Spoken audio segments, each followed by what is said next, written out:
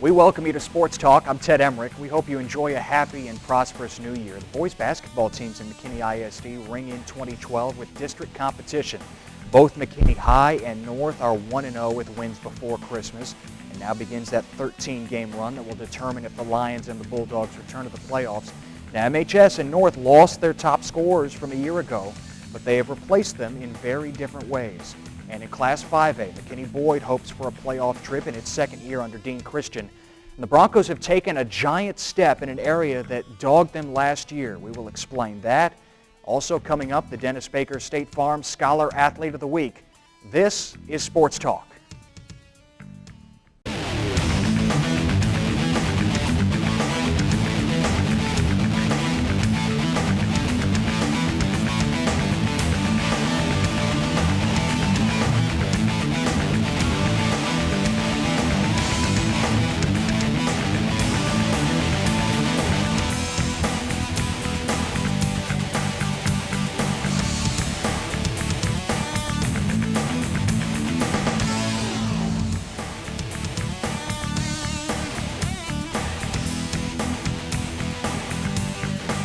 The flagship program in McKinney ISD has been a model of consistency. The Lions have been to the playoffs 5 of the last 6 years under Coach Wes Watson, and they're looking for another playoff trip this year as they jump back into district play. In fact, this week, and Wes is with us now. And how do you sum up overall where you are right now?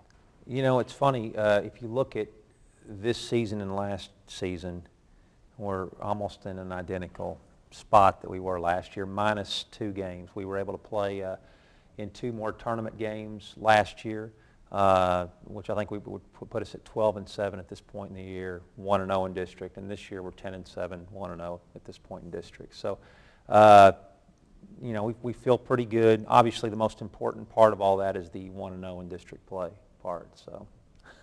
That comes with a victory over Rockwall before Christmas. We look at some of the highlights before even that district opener. First of all, early on, your Lions having to deal with replacing key players like Hunter Edwards and Caleb Kite, sharpshooters on the wing, and your senior guard, A.J. Mutri, has emerged as one of the top scorers in the Metroplex, averaging 25 a game. Correct.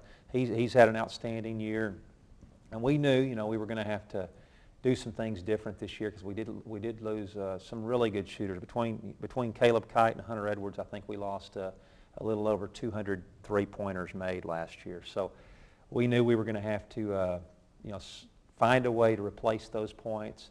AJ's obviously done an outstanding job, you know, doing his part. Our guys do a great job getting him the basketball.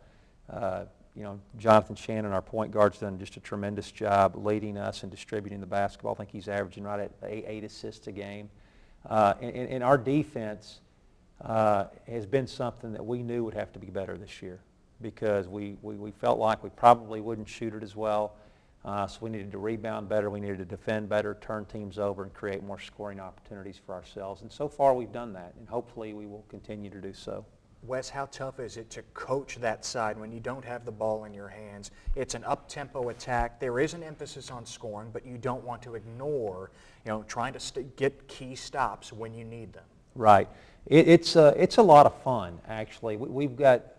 I've never had a team as suited for this style as the team we've got this year.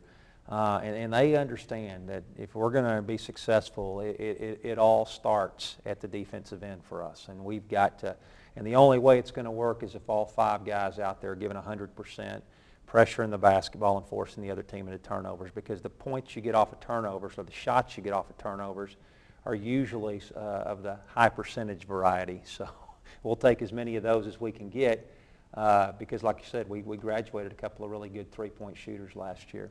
This was a key non-district test for you back on November 29th at Naaman Forest at a 5A playoff team a year ago. In fact, in the same district as McKinney Boyd. We'll talk to Dean Christian here in just a moment. It was a 72-63 loss for your ball club, but when you're going up against Prince Ebay, the future Texas Longhorn, that's a stern challenge to say the least. It was, and he was quite disruptive. I mean, he took away a lot of things in the paint for us, you know, needless to say, being a 6'11" kid. I thought it was a great test for us early in the year. We had started to, get a little bit of momentum. We had won a couple of games in a row after losing the first two. The Naaman game, the intensity level was tremendous.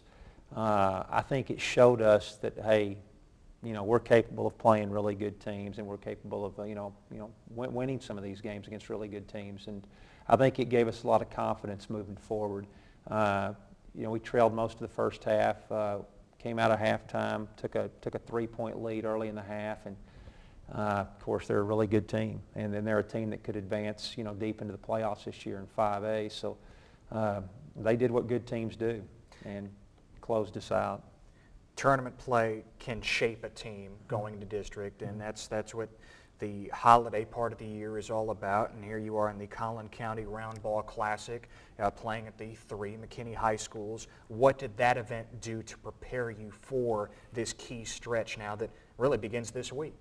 I think it kind of opened our eyes a little bit. I don't think we really understood the urgency level we needed to have. We didn't have the sense of urgency we needed to go out and beat quality teams at that point in the year. It was eye-opening. We lost the game to Boyd. They did a tremendous job. We didn't handle some things very well, and Boyd had a lot to do with that. And then we had a little bit of a hangover going into the Centennial game later that night. When you lose to your across-town foe, a lot of times you're not too eager to get back out on the floor, and when we played like it that night against Centennial. So we had to grow up a little bit after that tournament. And I thought the next week in the Keller tournament, we really started to, pick up some momentum again. Which we saw right there as you beat Fossil Ridge, and that game notable because your point guard, Red Shannon, had 16 assists. You said after the game you've never had someone put up 16 assists in a single game. You're playing 32 minutes in high school basketball. Shannon, you knew, could handle this position. He kind of tag-teamed that job with Luke Blair last year. Now he's your full-time guy, averaging 13 points, 8 assists, and 6 steals. Did you expect that he would play at this high a level as a junior? Nothing. I can't say anything he does really surprises me at this point. It's you mentioned the 13, 8, and 6, and it's just those are just silly numbers. They are at this level, yes. And against Rockwall in the district opener, he had 11 steals. He just it's amazing some of the things he does on the floor, and he can make a mistake. And 1 second you're pulling your hair out over the silliness of the mistake, and the next second he's making something happen for you in a very positive manner. And the positive that he does far outweighs the negative. So he's been tremendous. I can't say that anything truly surprises me with him because he's produced for us since he's been at the varsity level. You mentioned the Rockwall game, the 16 points and 11 steals. He was a couple of plays away from a quadruple double. He had 8 assists and 7 rebounds in that game as you beat Rockwall 63-46. Back to district play this week, McKinney North. We know about the respect and the genuine friendship that you share with North coach Darryl Kraft, and that's a team that seems to be playing pretty well now, even though they lost their top scorer, Antonio Arnold, from a year ago to graduation. They have a balanced attack. Right. They're young.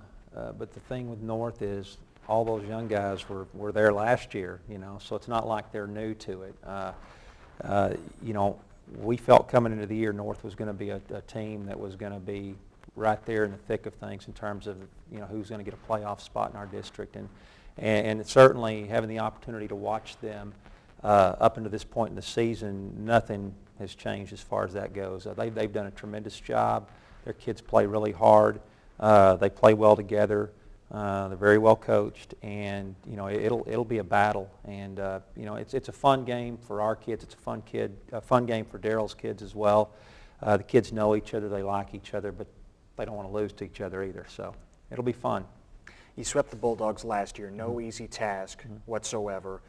Both teams made the playoffs a year ago. What will it take for your team to pick up the victory this Tuesday night? Oh, we're going to have to play really well. No question about it. We know what we're capable of as a team. We know what it takes for us to win. We know what it takes for us to lose. And we know that if we don't go out there and give tremendous effort, that we can lose to anyone in our district. Our district is that good. We also know that if we play to our standard and play with tremendous effort, that we've got a chance to win against every team in our league. And tonight will be one of those games. I mean, we cannot afford to have a game in which we don't go out and give maximum effort, because we know North's going to give maximum effort. So it'll be a lot of fun, as it always is, and it'll probably go right down to the wire like it usually does. Like it did a year ago at this time. Yes. At North. This game in the Lions' Den, Wes Watson, head coach of the McKinney Lions. Back to district play for McKinney, first North, and then a trip to Richardson to face the Pierce Mustangs on Friday.